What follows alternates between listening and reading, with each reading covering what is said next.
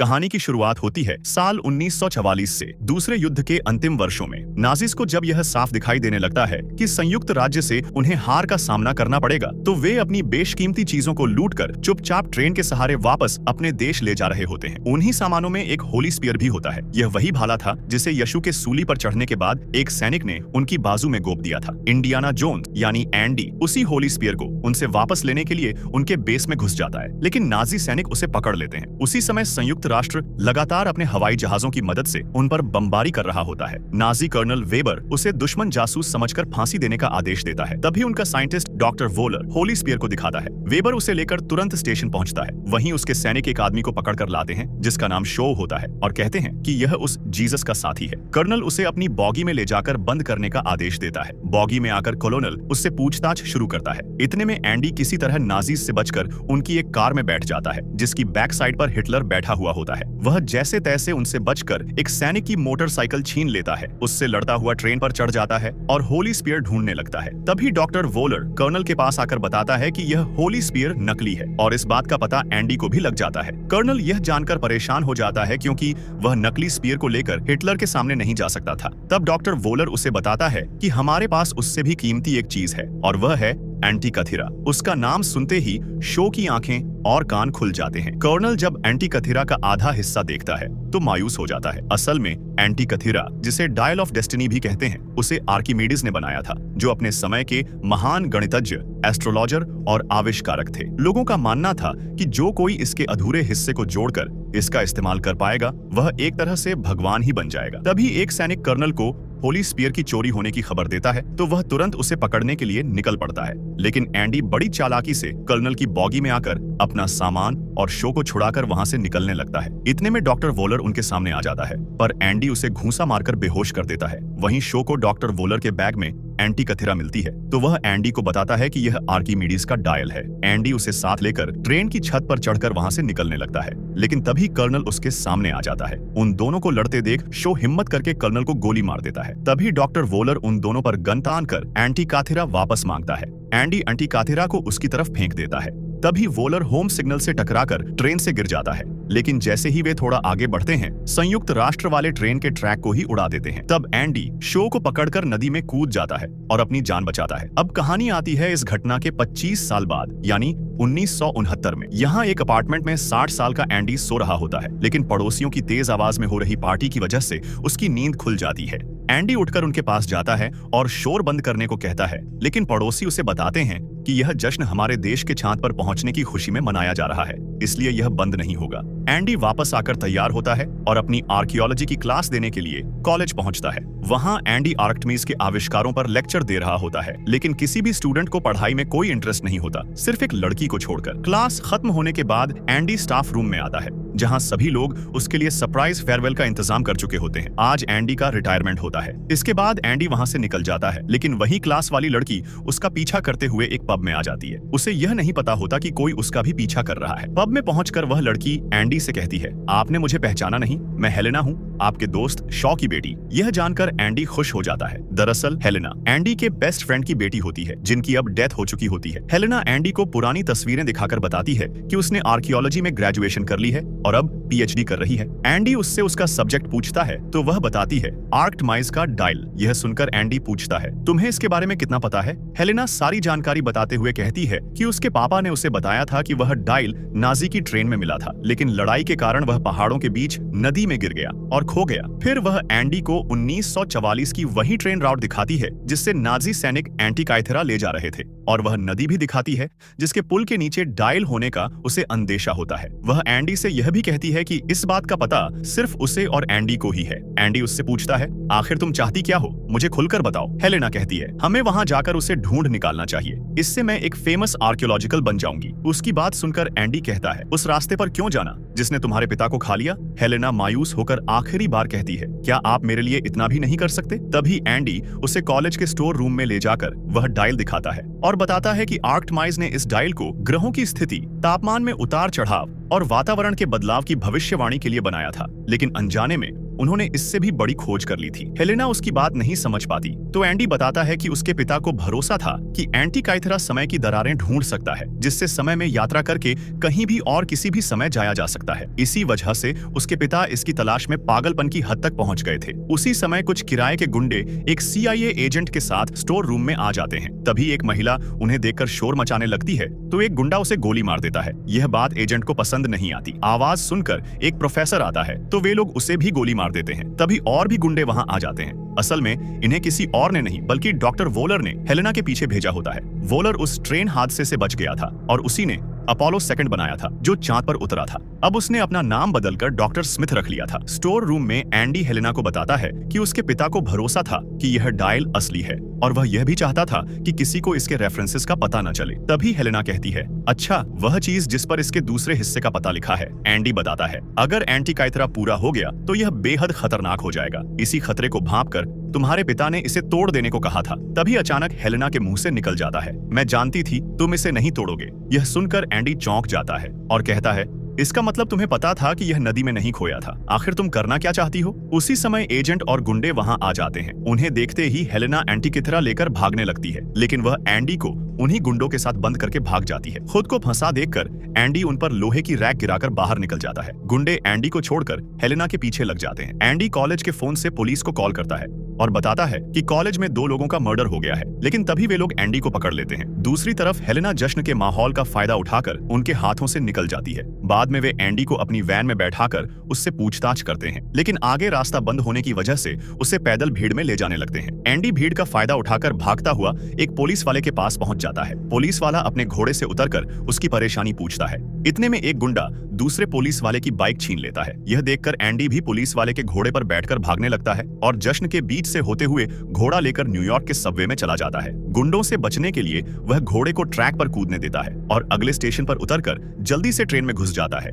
और एजेंट से बच जाता है। एजेंट सारी खबर डॉक्टर वोलर को देती है कि डायल अब हेलेना के पास है। तभी डॉक्टर का आदमी हेलेना और एंडी की फाइल लाकर देता है। एंडी की फोटो देखते ही डॉक्टर उसे पहचान लेता है और तुरंत अपने आदमी से मोरक्को निकलने को कहता है। दूसरी तरफ कॉलेज में हुए मर्डर्स एंडी के नाम लग जाते हैं। एंडी का पुराना दोस्त साला उसे सबकी नजरों से बचाकर अपने घर लाता है और हेलेना की सच्चाई बताता है। वह बताता है कि हेलेना पिछले साल एंटीक चीजें बेचते हुए पकड़ी गई थी और उसे मोरक्को के बड़े गैंगस्टर के बेटे अजीज रहीम ने छुड़वाया था। टेंजियर शहर में उसी का एक होटल है और इसी हफ्ते वहां चोरी की हुई चीजों की नीलामी होने वाली है। एंडी साला से उसे एयरपोर्ट छोड़ने को कहता है। साला हालात देखकर उसे अपनी वाइफ से बात करने को कहता है। एंडी बताता है कि वियतनाम युद्ध के दौरान उनके बेटे मैट की मौत हो जाने की वजह से उसकी वाइफ उससे अलग हो चुकी है और अब वह उसका चेहरा भी नहीं देखना चाहती। साला उसे एयरपोर्ट छोड़ते हुए उसकी पुरानी हैट और हंटर देता है। एंडी हवाई जहाज में अपने दोस्त शॉ के वे सारे खत पढ़ता है जिनमें उसने एंटीकाइथेरा से जुड़ी अपनी सारी खोज और जानकारी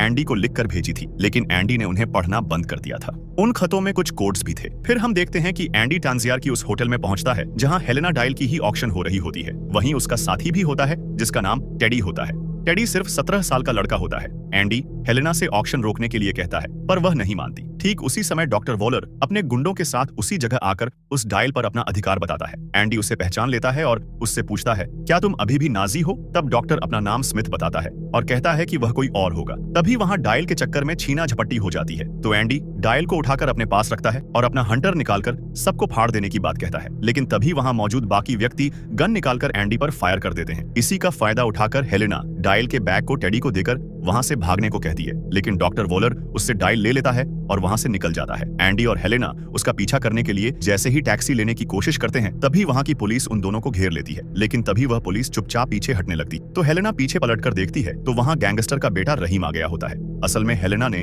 खुद को जेल से रिहा करवाने के लिए उससे प्यार का नाटक करके सगाई कर ली थी। अब जैसे ही रहीम को इस बात का पता चलता है कि हेलेना ने उसकी सगाई की अंगूठी बेच दी है तो वह गुस्से में उसे मारने के लिए अपने आदमियों को उसके पीछे लगा देता है। रहीम उससे सच्ची मोहब्बत करता था और धोखा मिलने की वजह से वह हेलेना से बहुत नाराज था। एंडी और हेलेना रहीम के लोगों से बचकर भाग ही रहे होते हैं कि तभी टेडी ऑटो रिक्शा लेकर उन्हें बचाने आ जाता है। एंडी रिक्शा को चलाकर उनसे भागने लगता है। तभी उसकी नजर डॉक्टर वॉलर की कार पर पड़ती है तो वह ऑटो रिक्शा को उसके पीछे लगा देता है। फिर रिक्शा को हेलेना चलाती है, लेकिन वॉलर से डायल छीनने के लिए वह रिक्शा टेडी को दे देती है और खुद डॉक्टर वॉलर की गाड़ी पर चढ़कर उससे डायल का बैग छीनने लगती है, लेकिन तभी पीछे से रहीम तेज रफ्तार में आ रहा होता है। डॉक्टर वॉलर की गाड़ी टक्कर मारने से पहले एंडी हेलेना को वापस रिक्शा में खींच लेता है। इन सब में डॉक्टर वॉलर को वहां से बचकर भागने का मौका मिल जाता है। फिर एंडी रहीम से छुटकारा पाने के लिए उसकी गाड़ी को एक पतली सी गली में फंसवा देता है। दूसरी तरफ अमेरिकन सैनिक डॉक्टर वोलर को पकड़कर वापस अमेरिका ले जाने लगते हैं। तो डॉक्टर एजेंट से कहता है कि मुझे डायल का दूसरा हिस्सा ढूंढने के लिए एजियन सगार जाना है, जिसके लिए एजेंट नहीं मानता। तो वोलर अपने साथियों के साथ मिलकर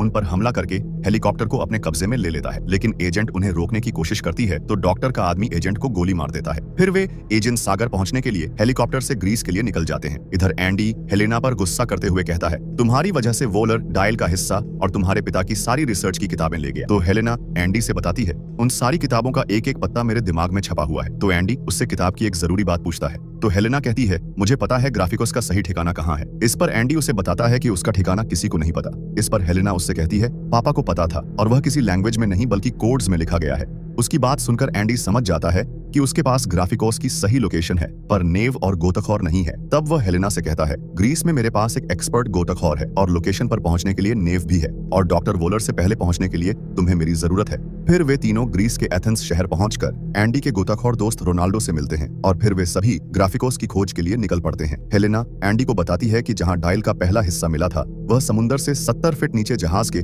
आधे हिस्से पर मिला था, पर उसी जहाज का आधा हिस्सा उससे भी 300 फीट नीचे जाकर गिरा था और वह जहाज सैनिकों से लबालब भरा था। फिर हेलेना एंडी से एक सवाल करती है, वो लोग डायल का आधा हिस्सा और इतने सैनिकों को लेकर कहां जा रहे थे? तो एंडी समझ जाता है कि उनके पास ग्राफिकोस था, वे उसे लेकर डायल का दूसरा हिस्सा ढूंढने निकले थे। फिर उसी रात हेलेना एंडी से पूछती है, अगर आपको बीते कल में जाने का मौका मिला तो आप क्या करोगे? तब एंडी भावुक होकर उससे कहता है कि वह अपने बेटे को वियतनाम की जंग में जाने से रोकेगा और उसे बताएगा कि जंग में उसकी मौत हो जाएगी और इस सदमे से उसकी माँ कभी उभर नहीं पाएगी और उसके बिना उसके माँ बाप का रिश्ता भी नहीं रहेगा। एंडी यह कहकर सोने चला जाता है। अगली सुबह एंडी, हेलेना और रोनाल्डो अपने एक साथी के साथ समुद्र में गोता लगाते हैं। उन्होंने ऑक्सीजन के लिए खुद को पाइप से और ऊपर आने के लिए राशि से बांधा हुआ था। नीचे 70 फीट उतरने के बाद रोनाल्डो अपने साथी को वहीं छोड़ देता है और हेलेना और एंडी के साथ 300 फीट नीचे जहाज के दूसरे हिस्से के पास आकर उन दोनों को 3 मिनट के अंदर अपना काम खत्म करने का इशारा करता है। उस जहाज के अंदर जाकर उन दोनों को बहुत से कंकाल मिलते हैं। वहीं एक कंकाल के हाथों में छोटा सा संदूक मिलता है। एंडी जैसे ही उस संदूक को निकालता है तभी बहुत सी ईल मछलियां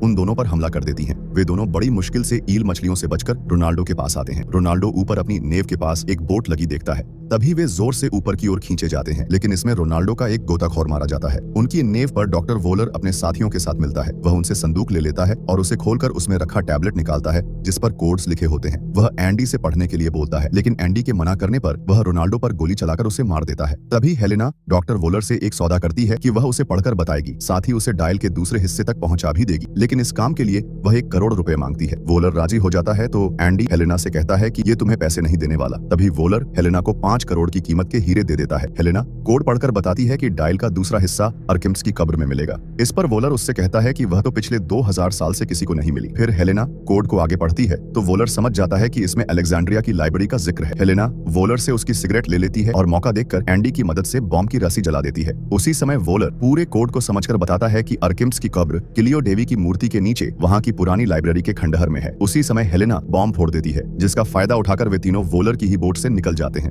रास्ते में हेलेना एंडी से पूछती है कि यह टैबलेट किस चीज से बनी है, तो एंडी उसे बताता है कि यह मोम और लकड़ी से बनी हुई है। तभी एंडी कुछ महसूस करता है कि यह टैबलेट कुछ ज्यादा ही भारी है, तो वह उसमें आग लगा देता है, जिससे उसका मोम पिघल जाता है और उसी के अंदर से सोने का बना ग्राफिकोस निकलता है। उससे पता चलता है कि आर्केम्टाइस की कब्र देवता डायोनिसिस की गुफा में है और वह सिसिली में है। तो वे दोनों सिसिली के लिए निकल जाते हैं। वहाँ पहुंचने पर वे थोड़ा घूमते हैं। तभी टेडी घूमता हुआ किसी और दिशा में चला जाता है और सामने डॉक्टर वोलर को देखता है। तभी वोलर अपने साथियों के साथ टेडी को किडनैप कर लेता है। तो एंडी और हेलेना वहाँ पड़ी एक दूल्हे की कार लेकर उनसे पहले गुफा में पहुंच जाते हैं, क्योंकि वे जानते थे कि वोलर को वहीं लेकर आएगा। एंडी गुफा की छत पर चांद बना देखता है। वह वैसा ही था जैसा उस ग्राफिकोस पर बना था। वह समझ जाता है कि उन्हें ऊपर जाना है। तब वे दोनों ऊपर चढ़ते हैं। वहाँ उन्हें एक रास्ता मिलता है। फिर वे एक छोटे से पुल को पार करके एक सीक्रेट कमरे में पहुंचते हैं। वहां से आगे जाने के सारे रास्ते बंद होते हैं। उसी समय डॉक्टर वोलर अपने आदमियों और टेडी के साथ गुफा में पहुंचता है। एंडी फिर से ग्राफिकोस निकालकर उसे पढ़ता है और समझ जाता है कि आर्किमिडीज पानी के साथ बहुत प्रयोग करते थे और उसी कमरे में एक छोटा सा पुल था। एंडी तुरंत वहां रखे मार्बल के टुकड़ों को उस पुल में डालने लगता है, जिससे पानी का लेवल बढ़ जाता है और पानी वहां से निकलकर बगल के हिस्से में भरने लगता है, जिसके दबाव से कुछ लॉक्स खुलने की आवाज आती है। तभी अचानक पूरा पुल नीचे गिरकर एक स्लाइड बन जाता है, जिसकी वजह से वे दोनों फिसलते हुए एक गुप्त तहखाने में आ जाते। दूसरी तरफ टेडी एक गुंडे से अपनी हथकड़ी की चाबी चुरा लेता है, जिसे वापस लेने के चक्कर में वे दोनों नदी में गिर जाते हैं। टेडी जैसे तैसे पानी में बहकर उस गुंडे को वहीं पर बांधकर फंसा देता है और खुद दूसरी तरफ निकल जाता है। एंडी और हेलेना आर्किमिडीज की कब्र ढूंढ लेते हैं। वे दोनों उसकी कब्र को खोलने लगते हैं। वहां उन्हें कंकाल के हाथों में डायल का दूसरा हिस्सा मिल जाता है और वहीं उन्हें उस कंकाल के एक हाथ में एनालॉग घड़ी बंधी हुई मिलती है। एंडी और हेलेना यह देखकर हैरान हो जाते हैं क्योंकि आर्कम टाइज के समय काल में हाथ की घड़ियों का आविष्कार नहीं हुआ था। फिर दोनों समझ जाते हैं कि शो सही था और इसके इस्तेमाल से टाइम ट्रैवल किया जा सकता है। तभी डॉक्टर वोलर अपने गुंडों के साथ वहां आ जाता है और हेलेना पर गन तान देता है। उसे बचाने के लिए एंडी वोलर को डायल का दूसरा हिस्सा दे देता है। वोलर उन दोनों हिस्सों को जोड़कर आर्कमिडीज के कंकाल से एक लॉकेट निकालता है जिसे वह एंटीकाइथरा के बीच में लगाकर उसे एक्टिवेट कर देता है। उसी समय टेडी भी पीछे आ जाता है और एक गुंडे के ऊपर कूद पड़ता है, जिसकी वजह से दोनों के बीच गोलियां चलने लगती हैं और एक गोली एंडी को लग जाती है, लेकिन वह टेडी और हेलेना को वहां से भगा देता है। वोलर एंडी को अपने साथ ले जाता है। हेलेना और टेडी भी वहां रखी बाइक से उनका पीछा करते हैं। वोलर डायल की मदद से एक जगह के कोऑर्डिनेट्स बनाकर अपने आदमी को देकर कहता है, ये कोऑर्डिनेट्स हमारे पायलट को दे दो, हमें इस जगह से तुरंत निकलना है क्योंकि ठीक इसी जगह हमें समय की दरार मिलेगी। तो एंडी उससे पूछता है, दूसरे विश्व युद्ध जीतने के लिए तुम किसका कत्ल करोगे? तो वह बताता है कि वह हिटलर को ही मारेगा क्योंकि उसने जो गलतियां और बेवकूफियां की उसी की वजह से हम जंग हारे थे, पर अब वह जंग जीतेगा। इतना कहकर वह अपना सूटकेस खोलता है जिसमें हिटलर की वर्दी होती। उसी में से वह घड़ी निकालकर पहनता है जिसे एंडी पहचान लेता है। यह वही घड़ी थी जो आर्कमिडीज के कंकाल के हाथ में थी। फिर वोलर और उसके सभी साथी वर्दी पहनकर एंडी को लेकर हवाई जहाज में चढ़ जाते हैं। टेडी और हेलेना भी उस रनवे पर पहुंच जाते हैं। टेडी वहां पड़े एक प्राइवेट प्लेन को लेकर ठीक उनके पीछे उड़ता है और उसे पता ही नहीं होता कि उस प्लेन का मालिक उसके पीछे सो रहा है। हेलेना बाइक से ही वोलर के प्लेन का रनवे पर पीछा करती हुई उसके उड़ने से पहले प्लेन के लैंडिंग एरिया के रास्ते प्लेन में घुस जाती। इतने में वोलर को दरार मिल जाती, लेकिन तभी एंडी वोलर से कहता है, हमारी पृथ्वी की जमीन लगातार खिसकती रहती है और आर्कमिडीज को इस बात का पता कई सालों के बाद चला, जिस वजह से जो कोऑर्डिनेट्स तुम यूज कर रहे हो वो पिछले 2000 साल से लगातार बदल रहे हैं। इसी वजह से तुम अपनी मंजिल से लगभग 10 डिग्री भटक जाओगे और तुम 1939 में नहीं बल्कि कहीं और पहुंचोगे। फिर वोलर एंडी की बातों को सही से सोचकर देखता है और प्लेन को घुमाने का आदेश देता है, लेकिन उस दरार का गुरुत्वाकर्षण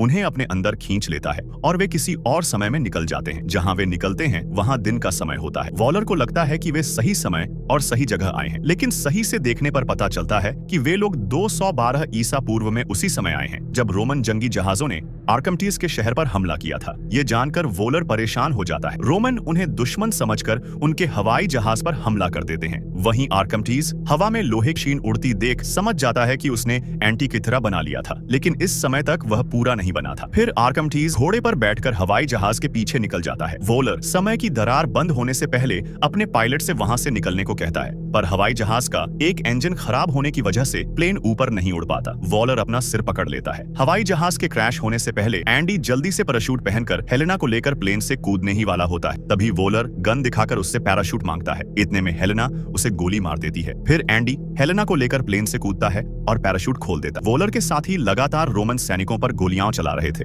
लेकिन प्लेन के क्रैश होने की वजह से वे सब मारे जाते हैं। आर्कमिडीज प्लेन के मलबे के पास आकर वोलर की घड़ी और अपना डायल ले लेता है। उसे देखकर वह बोलता है, आखिर मैंने इसे पा ही लिया। इधर जमीन पर पहुंचकर एंडी हेलेना को कोऑर्डिनेट्स वाली पर्ची देकर कहता है, इन कोऑर्डिनेट्स को उल्टा करके पढ़ना, तुम घर पहुंच जाओगी, और खुद वहीं रुकने की बात कहता है। तो हेलेना उससे कहती है, तुम्हें गोली लगी है, अगर यहाँ रुके तो तुम मर जाओगे। इस पर एंडी कहता है, उम्र भर जिसे मैंने सिर्फ किताबों में पढ़ा वो आज मेरे सामने है। तभी आर्कमिडीज वहां आकर उनसे पूछता है कि तुम किस समय से आए हो। तो एंडी उसे बताता है, हम 2000 साल आगे फ्यूचर से आए हैं और हमें उम्मीद ही नहीं थी कि हम आपसे मिलेंगे। तो आर्कमिडीज डायल और घड़ी एंडी को देते हुए कहता है, आपकी नियति ही मुझसे मिलना है। तभी हेलेना एंडी से कहती है, इसका मतलब इनका डायल हर बार यहीं लेकर आता है। तो एंडी समझ जाता है कि उन्होंने इसे सिर्फ मदद मांगने के लिए बनाया था। फिर हेलेना एंडी से दरार बंद होने से पहले वापस चलने को कहती है, पर एंडी मना कर देता है। बहुत समझाने के बाद भी जब वह नहीं मानता तो हेलेना उसे एक घूंसा मारकर वापस अपने समय 1969 में ले आती है।